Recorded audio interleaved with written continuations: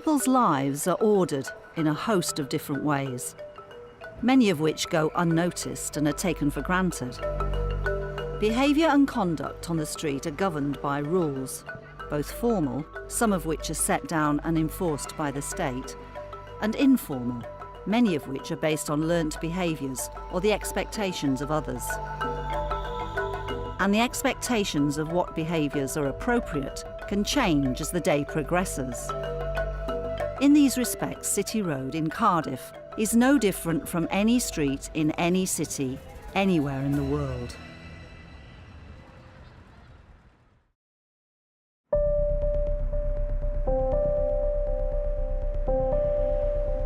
At certain times of the day, particularly in the morning rush hour, City Road can be very busy. Despite the volume of people and traffic, for the most part, social ordering progresses smoothly. The Lollipop Lady, June Rogers, is here to help the children get across safely. There are many different types of ordering taking place on City roads. Some of this ordering is quite visible, other types of ordering are less visible. And there are also different types of people who, because of their particular role, are also involved in regulating the behaviour of others. Take June, the Lollipop Lady, who is not the most obvious example, perhaps, to pick in terms of someone who is involved in this process of making and remaking social order. Yet, nevertheless, with her uniform and her lollipop stick, she has a crucial role to play in regulating the behaviour of others.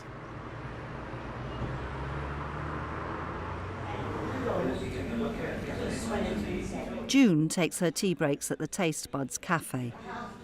When you see parents with children, what sort of things do you see them teaching the children to do? Well, most of my parents are pretty good. They all wait. There's one bloke, I could strangle him. He's got a little boy about so tall. He never waits, ever. He plunges into the road no matter what, dragging the kid along behind him. I could hit him, I really could. And when the kid comes with his mother, he stands on the side of the road and waits. Social order is generally possible because from an early age people learn how to behave in particular situations. They are socialised into behaving in expected ways. And yet we know that not everybody does so. And it's interesting that June picks the one example of a parent who doesn't behave in the expected way and drags his child into the road without waiting for June to help them to cross. Can you reverse, please? You're on the crossing.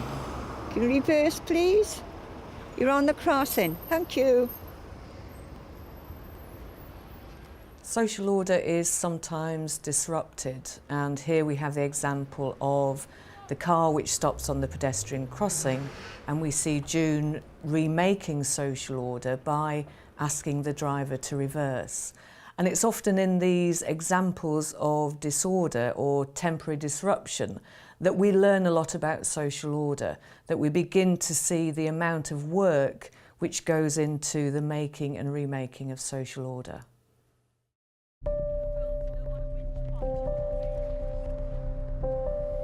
There are many orderings of a space such as City Road that are defined by laws and regulations which the state puts in place over many years.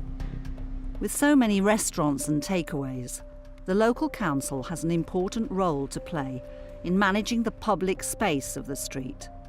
Its responsibilities include licensing, pollution, noise and food safety.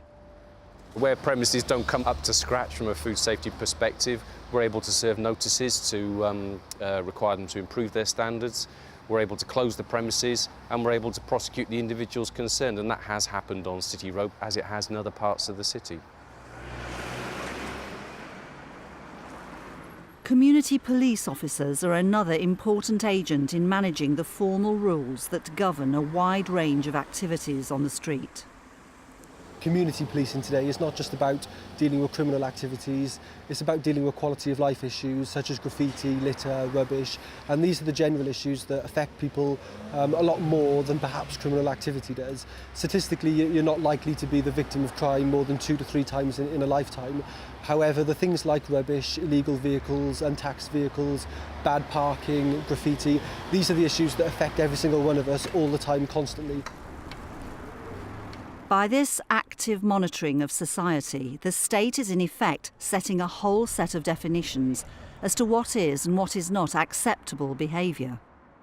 For example, community police officers also tackle the issue of fly tipping, where people dump things in the street. Me and Jasmine are going to remain here as we're waiting for Cardiff Council Waste Management, who are going to come and remove this fridge and another fridge further down the street. Outside one of the houses. These 2 fridges were spotted by myself yesterday whilst out on patrol, and I've highlighted them in the briefing this morning as potential hazards or fly tipping that need to be removed. At least it's cleaned up off the streets, and at least it's not out here blighting the rest of the community. Keeping a tight control over fly tipping reinforces the idea that there is a right place for objects and a wrong place. These boundaries of social order are constantly challenged on the street, whether it be by acts such as dumping unwanted rubbish, or more positive acts, such as painting graffiti. Another way the police monitor this kind of social order is by involving the public. Today, the police are carrying out Operation Clean Sweep. They're encouraging local citizens to report problems by phoning a special helpline, 101. We deal with local authority issues as well as policing issues, from broken street lights, graffiti, vandalism, abandoned vehicles, deal with it all. If there's rubbish on the streets and the area's been brought down, litter, graffiti, things like that, it has an effect on people. People think it's a bad area, so then the crime builds on that. And it's all about the initial kind of the look of the place. I mean, if it looks like a nice place, it's clean and tidy, there's no graffiti, there's no broken windows, that kind of thing. People perceive it to be a nicer area. This sequence raises a really interesting set of questions about the role of monitoring in maintaining social order. Monitoring is a process that is both a way of ordering, that people know that they are being looked at, but in a more complicated way, it's also a process that tries to involve people in monitoring themselves. It works on the idea that if you know that you might be monitored, you might monitor yourself and therefore behave according to the formal and informal rules that govern the space, the place where you're acting. The police also have CCTV cameras on City Road. This helps monitor antisocial behaviour and traffic violations.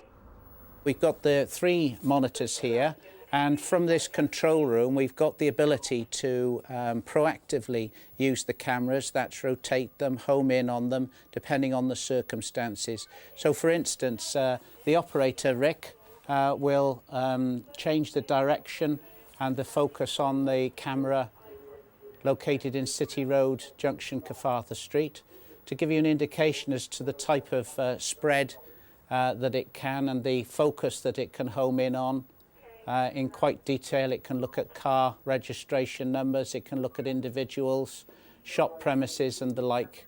So the clarity is pretty good.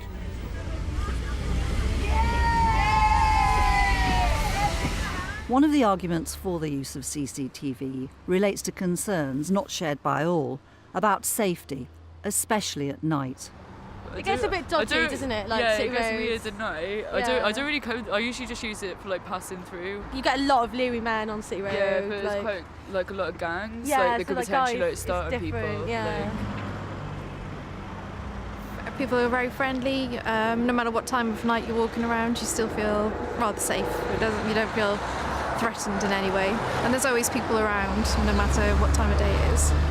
There's loads of people, like all varieties, all faith, all religion. It's like quite a bubbly place to stay around. In the night, I don't think it's a safe place, like on the weekends, because there's loads of partying and there's loads of pubs around here, yeah. Different views of safety, privacy, and the intrusiveness of CCTV make it a controversial technology. We are conscious that in some areas it is necessary to be very careful how you site cameras. Needless to say, the vast majority of use of the cameras relates to public open spaces. If it looks as if the camera is going to be intrusive in other areas, that's where we have to be extremely cautious. CCTV is one of the most contentious forms of ordering public spaces. It might be a process that makes people feel secure because they know that they are being monitored, looked at. But it might also be a process that works in a way that people are not clear about, that they don't know that they're being looked at. And so it raises issues of privacy. Is it okay to be looked at all the time? Or a sense of intrusion. Do people want to be able to conduct themselves without being looked at all the time? And then it has paradoxical effects. Does CCTV work because people know they're being looked at? Is it something that produces bad behavior because some people perform for the cameras? So CCTV is a very powerful device, but there's much controversy about how it works and about how it should work.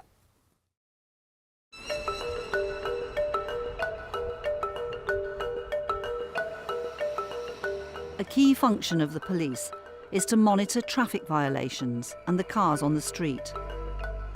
By checking registration plates, they can usually tell whether drivers have valid licenses, excise duty, and insurance. On City Road, I was just passing by, driving by. Now I'm walking, because no license, no insurance. My fault, I learned, innit? My mistakes. They just took my car, my girlfriend's car, really. I just got to get on with it and go on about my business. I think what's interesting about Jerome is what he says. He acknowledges that he's been caught out, that he's at fault because he's driving without insurance, without a licence. And he acknowledges the extent to which he's stepped over these boundaries, these rules and regulations of social order. But what's also interesting about this example is it shows the extent to which individuals often knowingly challenge these rules and regulations and thus the social order that underpins them. While different people break different rules, others challenge the current model of social order and claim to represent alternative models. Some squatters recently occupied the most iconic building on City Road, the Gaiety Cinema, which had lain empty for 10 years. It was first a cinema, then a bingo hall, and finally a bowling alley. A couple of student bloggers tracked what happened next. I think my first experience of them was when I was walking down the street past the bowling alley, and I saw 3 masked men with a crowbar trying to get into the building. So I phoned the police, thinking, oh gosh, like, who are these people? Yeah, I was interested in why they'd moved in and what it was they were trying to do over there. So I rang them before I went along, and they answered the phone and spoke to me about how I could come down and try and get in, but they didn't know how likely it was that I'd be allowed in. Nick had heard rumours that the squatters were anarchists of some kind, and he wanted to find out more. So I came down here and walked around the building. There's a hole in the side of the wall on the other side, and which I think they'd knocked through. Well, I came around and one of the anarchists was peering out like that, and he yelled down at me, "What do you want?" So I held up my camera and said, "I just want to come in." And he said, "Oh, come round to the side door." So I came round and knocked on the door again. And then I heard the person I was speaking to, the squatter, come downstairs, and he opened about 8 different bolts, slammed them back and opened the door. Inside, the whole place is covered in graffiti, like all the way up the stairwell, and right into the main hall, which they call their bedroom. There's quite a lot of the gremlins were in there. So I chatted to a couple of them. The guy who let us in was walking around, swinging a hockey stick around and rolling cigarettes, but he seemed fairly friendly enough. And then another guy we chatted to had been moving up and down the country at various different squats. It all seems to be based around a sort of anarchist philosophy where there's a lot of freedom of sharing. So even though the building is owned by somebody, they feel that if it's not being used, that there's a anarchistic right into taking it. It's, you know, society is constraining the freedom to use that building. That clean white facade became covered in graffiti and bedecked in anarchist banners and slogans, and they quickly changed the whole area. And the anarchists could occasionally be seen walking up and down City Road or on the roof with masks over their faces to try and protect their identity. The anarchists refused to give a formal interview about their occupation, but the group, who call themselves the Gremlins, have uploaded their views online, as well as a YouTube video which expresses their philosophy. The current government has created a state of austerity, putting people in positions of vulnerability. Poverty, disability and lack of opportunity is leading to homelessness, which in itself is being criminalised. The state's solutions to the problem of homelessness are degrading, dehumanising and nothing more than a quick fix. Soon the flames of our struggle shall engulf their system. Love and rage. The Gremlins! The Gremlins also had plans to set up a centre within the building to host community events. But it all came to an abrupt end when they were evicted by the police, acting on a court order. Don't open the door!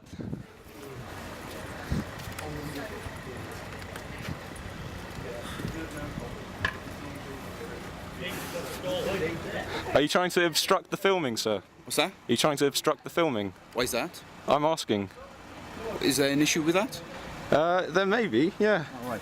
Seeing as it's a public freedom for me to be able to film on a public street, and you're obstructing me in my aid for journalism and some light on the subject. Journalist, you?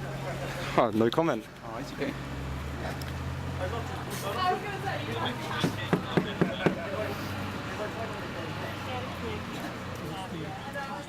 Like Jerome, who was stopped for driving a car without a licence, the anarchists are also involved, albeit in quite a different way, in challenging the existing social order. The anarchists are an interesting example because they are often portrayed as being a source of disorder, and yet they themselves might well claim that the existing social order is in fact itself disorderly because it creates inequalities, it creates homelessness. The anarchists therefore might well claim that what they are trying to do is not an example of disorder, but is actually an alternative vision of social order.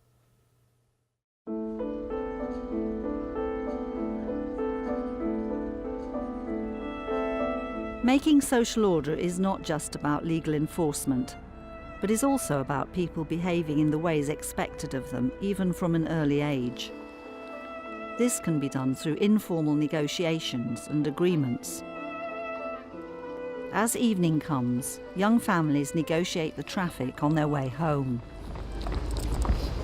Right, who's going to press the button to cross the road? Me. Me, because I'm on this side. Me. Right, do it together. No, not this one, over this one. Oh. Right, do it together, Ellie. Both of you press the button. Quick, back round here. What are we waiting for? Wait for the green man. The good parts of it is that if you just, it's a straight path. You know, we can jump on a bus then, and we're near enough home, we don't have to get back on it. The bad points is, you know, crossing over the roads. There's cars everywhere, and some people don't stop, some people don't move, or anything like that. What have you got to do before crossing a road? Stop and look and listen. That's right.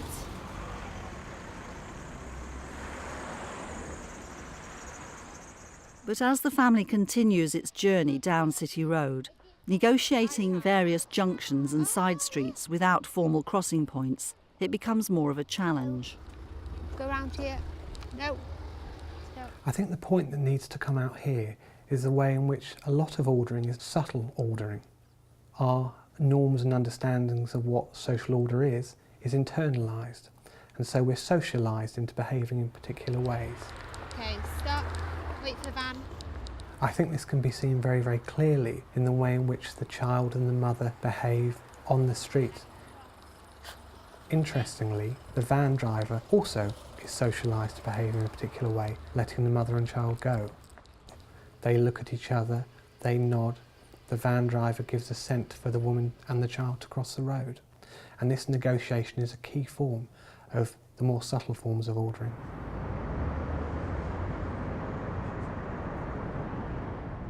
As night sets in, some of the ways people behave are similar to those during the day. Others are very different and result from activity around the pubs, clubs and takeaways. At the Student Union, just around the corner from City Road, a group of students are playing a drinking game called Pub Golf. The last person to hit the floor when the whistle blows has to down a drink in one.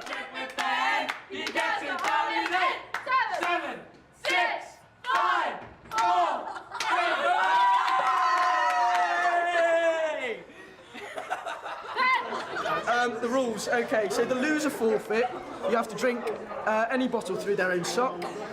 If you do a suicide shot on the hole 5, which is snorting some salt, then taking the tequila, then squeezing lemon in your eye, you have the option to miss out a hole of your choice. They are good rules, yeah. The students head on to their favourite bars and clubs, which mostly have privately employed bouncers. They are not law enforcement officers, but people usually accept their decisions. I think sometimes they think they've got too much power. Bouncers, than yeah. They actually do. Most they're not police. Definitely. Bouncers Yeah. are they like to build up this image that they're intimidating and, I don't know. And they can choose that your better. trainers aren't good enough and won't let you in. Which is but then on frankly another pathetic. night they would let you in with those trainers. It just depends on how they're feeling. They think they are above everybody else. I think bouncers are necessary. They are because definitely It gives you that feeling of safety. Like when you're in a Yeah. club full of people that are drunk, you want to know that there's someone there to kick the people that are starting fights out or whatever. The threat of getting kicked out is always on the student's mind when they're out and about. If you're too drunk. If you are too drunk. I don't think you could have clubs without bouncers. I don't think the bouncer's always right, but I don't think you could have it without them. Yeah. But the Ernest Willows pub on City Road has a different philosophy. They don't have bouncers. Instead, they've encouraged a community spirit. I think the pub's success runs hand in hand with how the staff and community work together. Confrontation does happen occasionally. We generally, 99% of the time, avoid it, but occasionally it may happen. In that situation, the locals would stand up. No problems with people causing trouble. I think it's so full of local regulars, they just wouldn't allow it. There might be a little flare-up on the table, and one or two of his friends will pull him back or the lady back, and that is without a doorman. I think the most common problem is that in a lot of places nowadays, people won't actually make the effort to have a conversation, to say hi to someone, to ask their name and things like that. Generally, the older generation are so welcoming to the younger generation.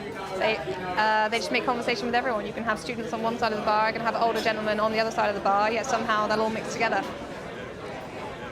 We all have to accept when you get young people and if they start to drink, some nights they blow up, but I suppose I could have been very rowdy in my youth, and I always give and take about people's ages. The scenes in the Student Union and the Ernest Willows pub pose some really interesting questions about social order, how it's made and how it's maintained. For example, the drinking games that the students are involved in as part of their social life appear to have rules in which they know how to order the game and the relationships that the game involves. More importantly, I think there are really significant differences about which places use bouncers or door management staff as a way of maintaining order outside and inside drinking premises, as opposed to the Ernest Willows pub that doesn't. And it's clear that there are two very different views about how order should be produced. On the one hand, you have people who are authoritative embodiments of order. They are responsible for maintaining order.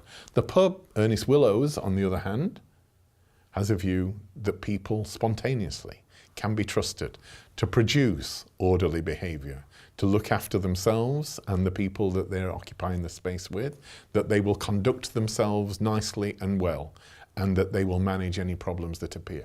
These are two very different views about how order might be produced and how it might be maintained.